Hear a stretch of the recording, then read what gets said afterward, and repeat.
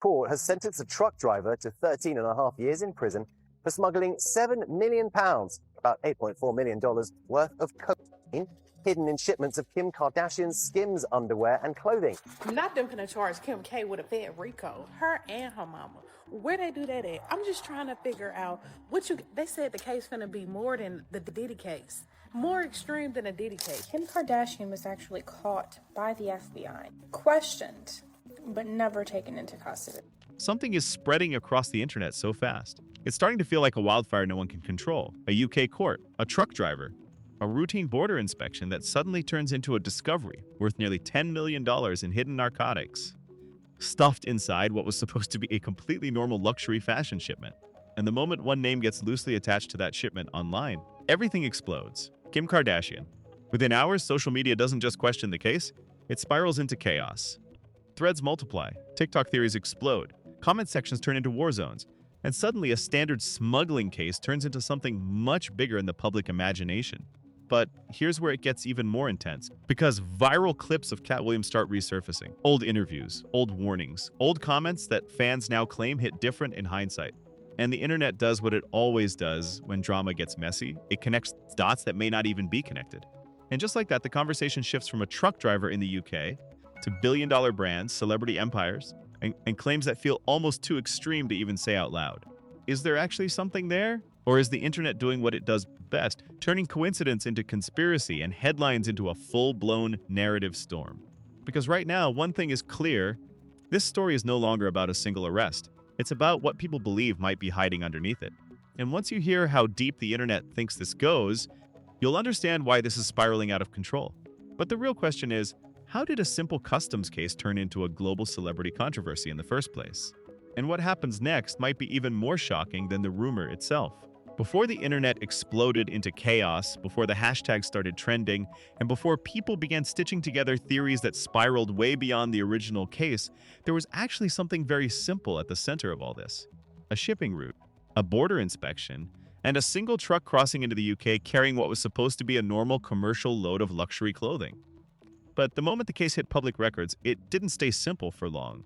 Because once a high-value seizure gets announced, especially something in the millions, it immediately attracts attention.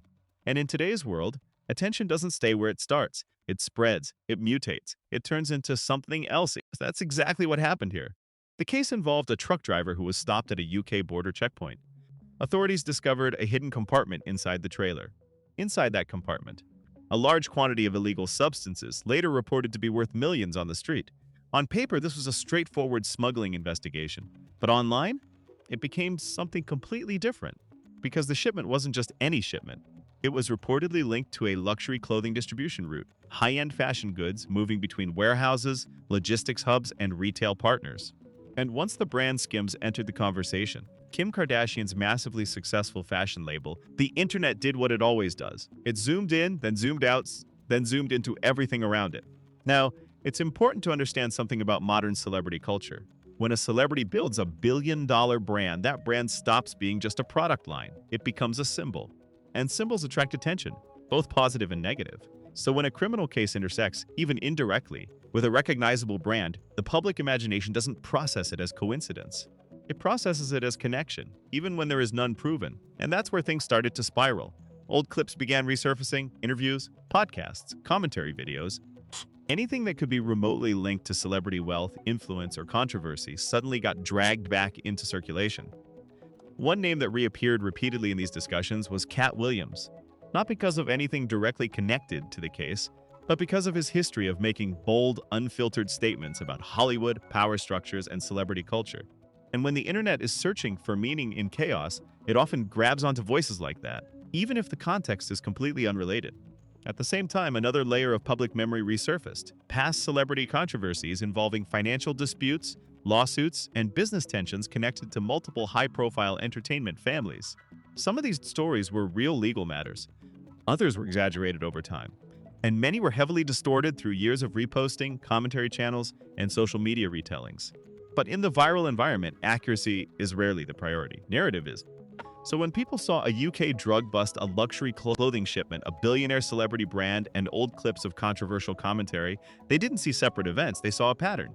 Or at least, They believed they did. Meanwhile, law enforcement reports stayed grounded in a much smaller reality: a driver, a smuggling attempt, a hidden compartment, a criminal network that had nothing officially confirmed to do with any celebrity figure. But that version of the story wasn't what was spreading fastest online. Because the internet rarely goes viral for what is confirmed. It goes viral for what feels possible. And this is where the emotional tension of the entire situation begins to build. Because once a celebrity name enters a criminal-adjacent rumor cycle, even without evidence, it becomes extremely difficult to separate fact from fiction in the public eye. Every new comment fuels speculation. Every old clip becomes proof. Every coincidence becomes evidence. And suddenly, a standard legal case starts being treated like the opening chapter of something much bigger. But here's where things take an even sharper turn. Because while social media was busy building theories, the original case itself had details that were far more grounded and far less dramatic than the internet version being created around it. The arrest wasn't connected to any public figure directly. The investigation was not framed around celebrity involvement. And the official findings pointed toward a typical international smuggling operation using standard logistics loopholes, something customs authorities deal with regularly. But none of that stopped the narrative from evolving. Because once a story escapes into the internet ecosystem, it no longer belongs to facts. It belongs to interpretation. And that interpretation was about to shift again. Because the moment old celebrity commentary resurfaced alongside the UK case, the internet didn't just question the shipment anymore. It started questioning everything around it: brands, influence, wealth, and even the personal lives of people who had absolutely no confirmed connection to the investigation. And just when it seemed like the story couldn't stretch any further, a second wave of viral speculation hit.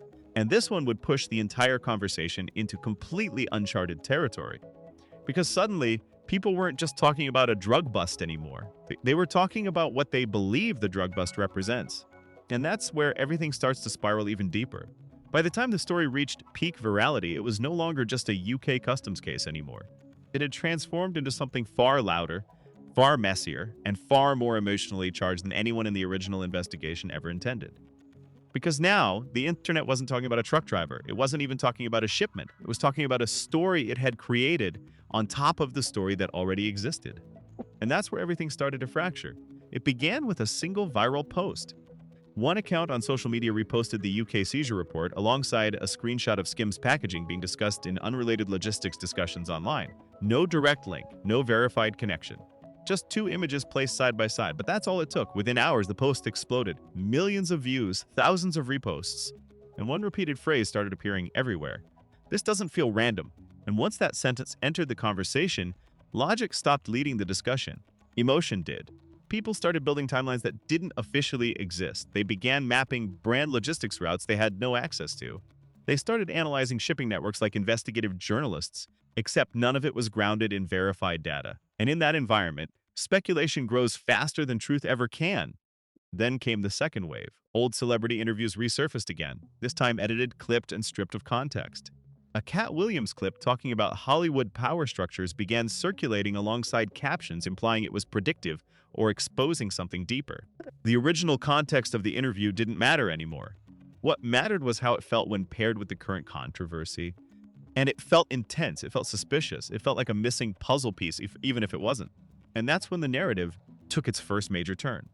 Because suddenly the conversation wasn't just, was there something in the shipment? It became, who else could be connected to systems like this?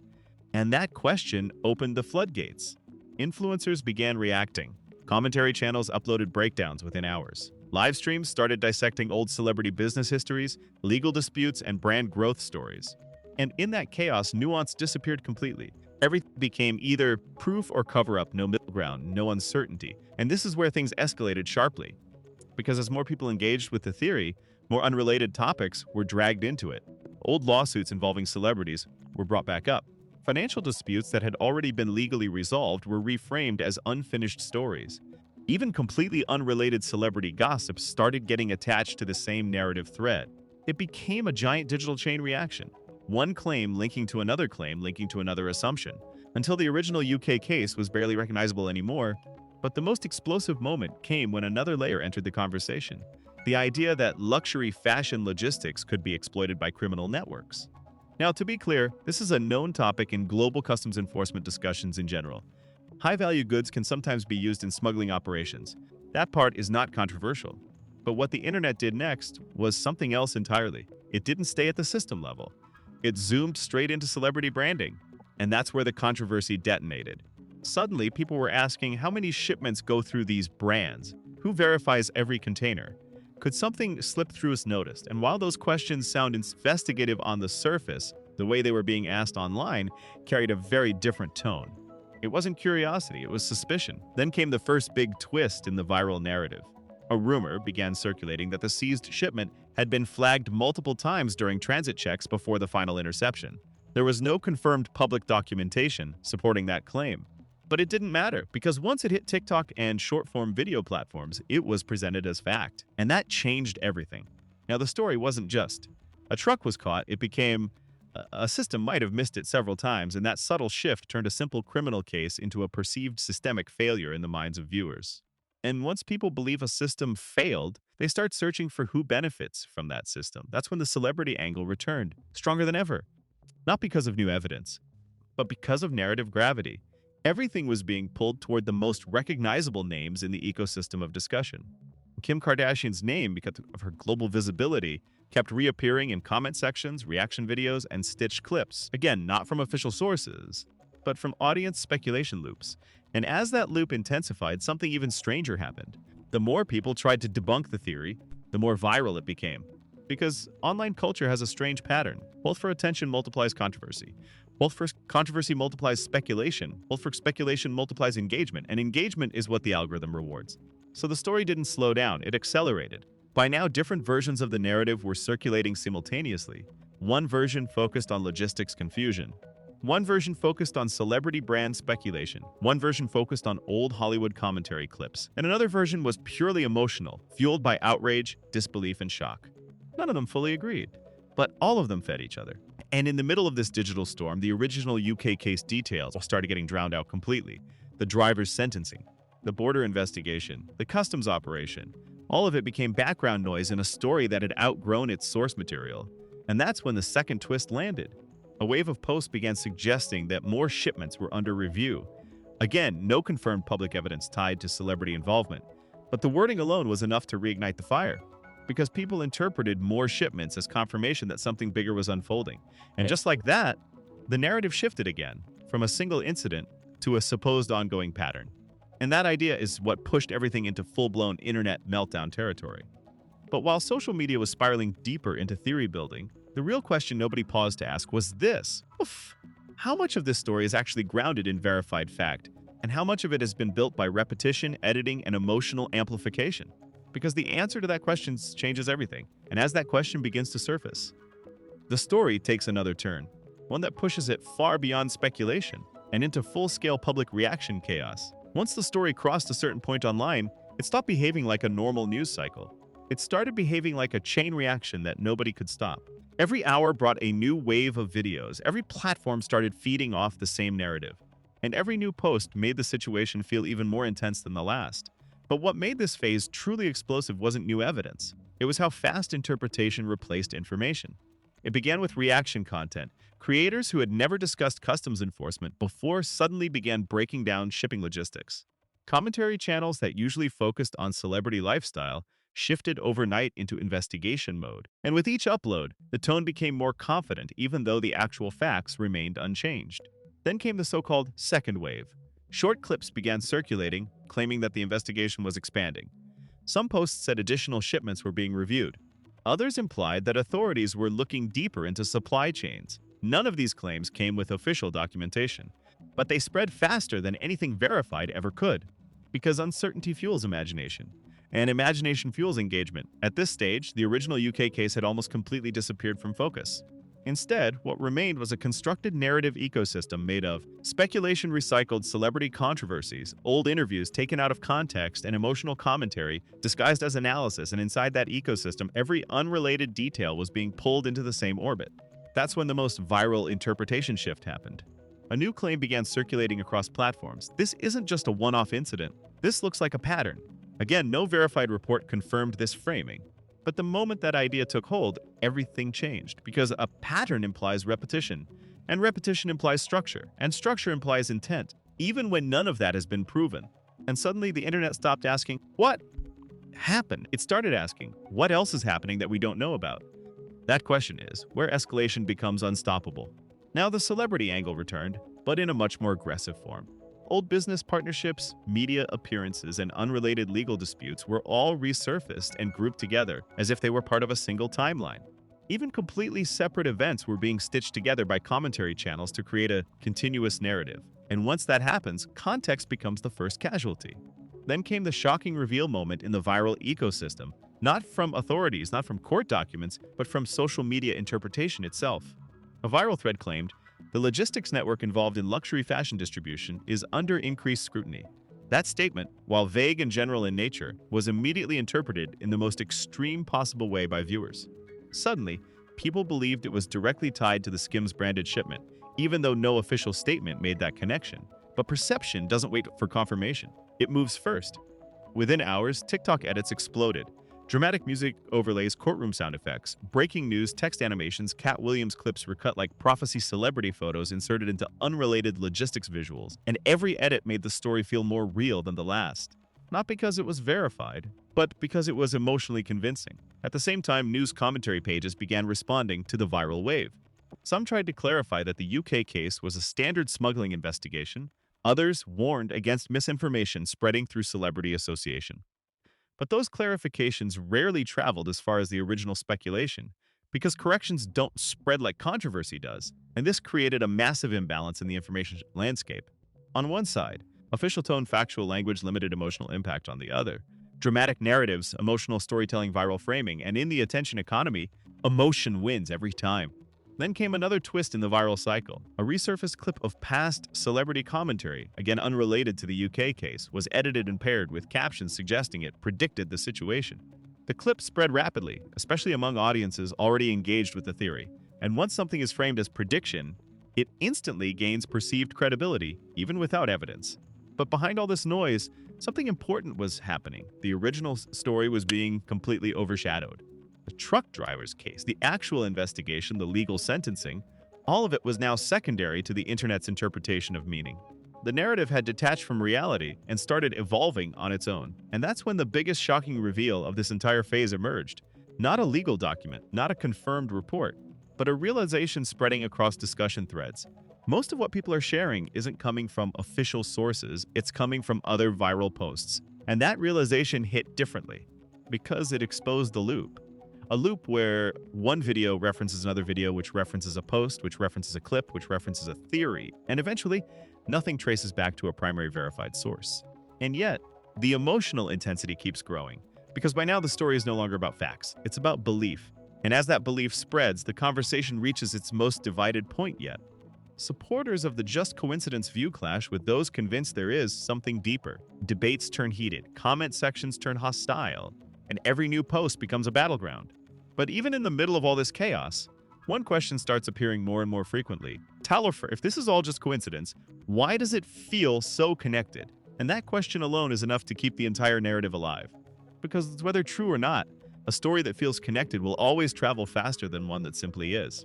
And just when it seems like the situation can't escalate further, the conversation takes its final major turn. One that pushes the entire narrative into its most controversial phase yet, public reaction and global attention. By the time the story reached this stage, it had stopped being a case people were discussing and turned into something far more volatile. It became a digital divide.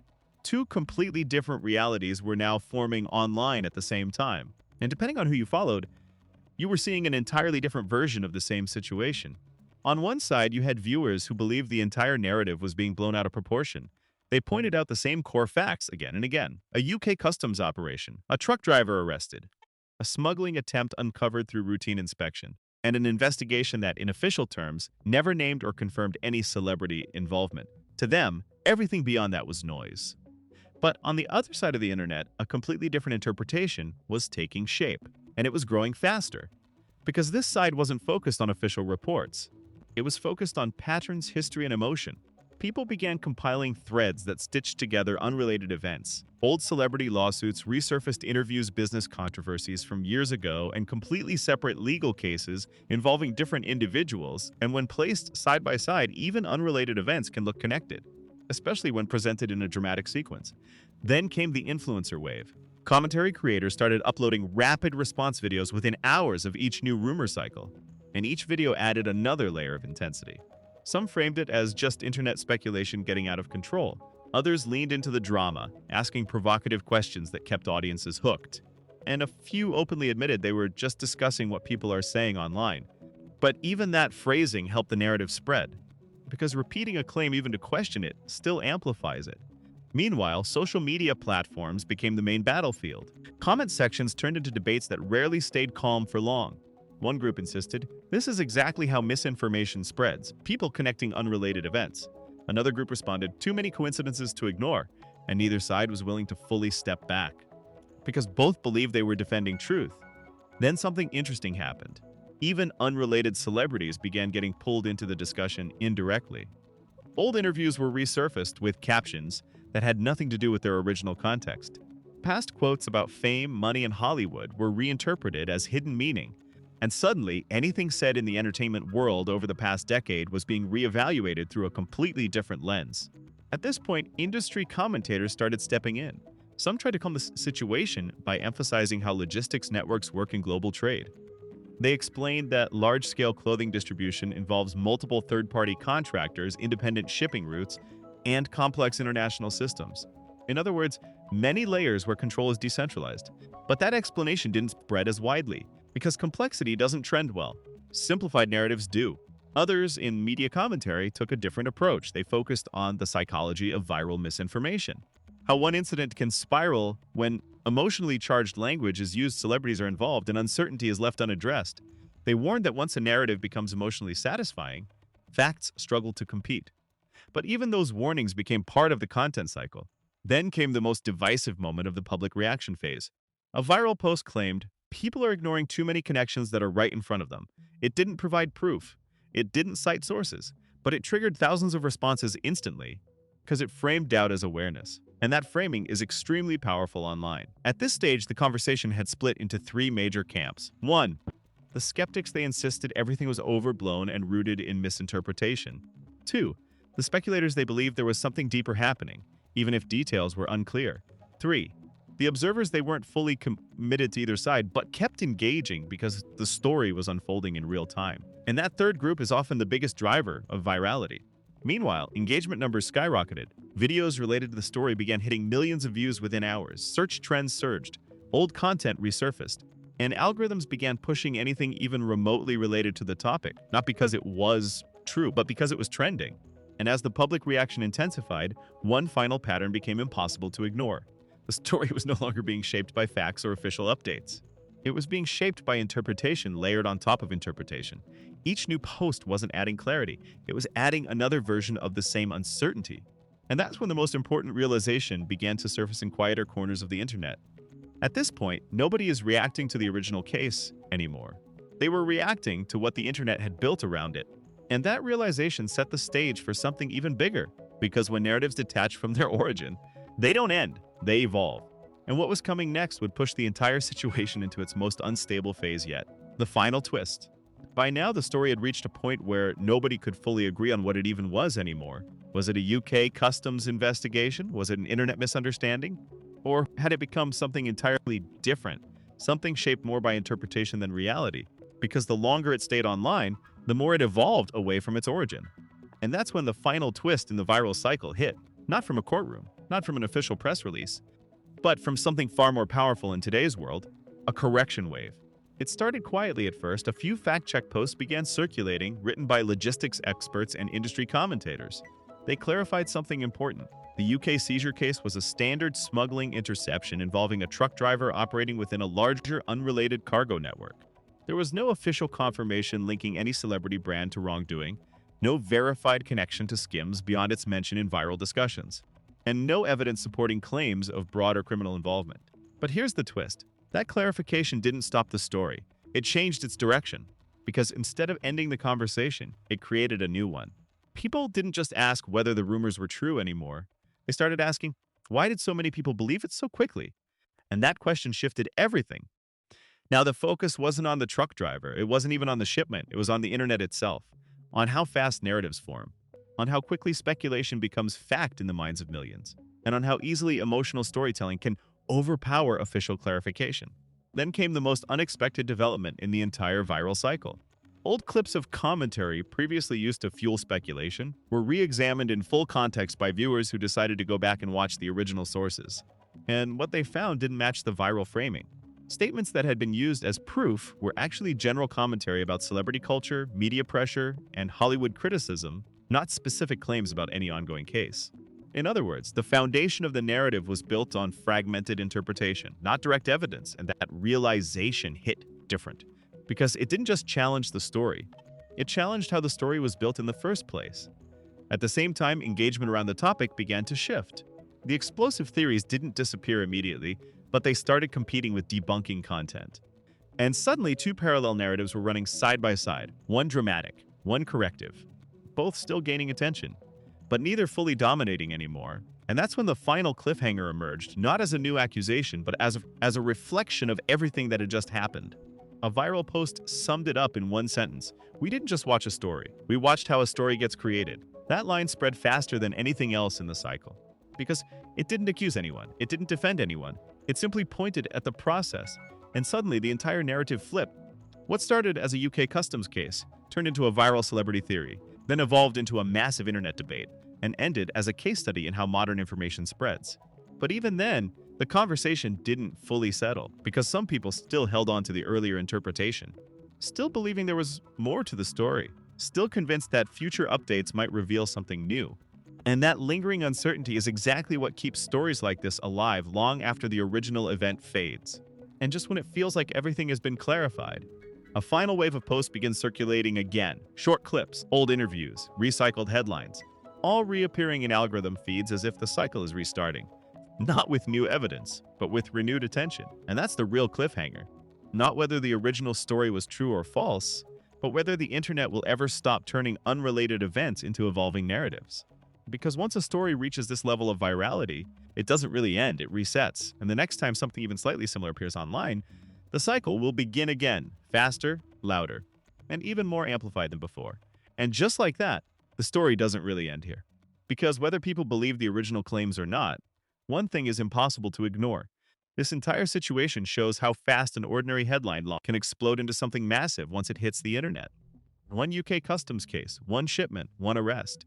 And suddenly it turns into global debate, celebrity speculation, and nonstop online theories that evolve every single hour. But here's what makes this even more interesting. Most people didn't even watch the full details before forming an opinion. They saw clips, they saw edits. They saw viral posts designed to trigger emotion in the first 3 seconds, and that's exactly how narratives spread faster than facts ever can. Now, the real question is, where do you stand in all this? Do you think people are reading too much into a simple smuggling case that has no confirmed celebrity involvement? Or do you think the internet is actually picking up on patterns that mainstream coverage ignores? And be honest, have you ever believed a viral story just because so many people were talking about it? Drop your thoughts in the comments, because this is one of those topics where everyone sees something different, and that's exactly why the debate isn't slowing down anytime soon. Also, if you want the next part of this story, where we break down how the original investigation actually unfolded step by step and what authorities officially confirmed versus what social media added on top, make sure you subscribe and turn on notifications, because the next update might completely change how you see this entire situation again. And trust me, if you think this was intense, what comes next is even more eye-opening. So stay tuned. Like the video if you want more deep breakdowns like this, and I'll see you in the next one.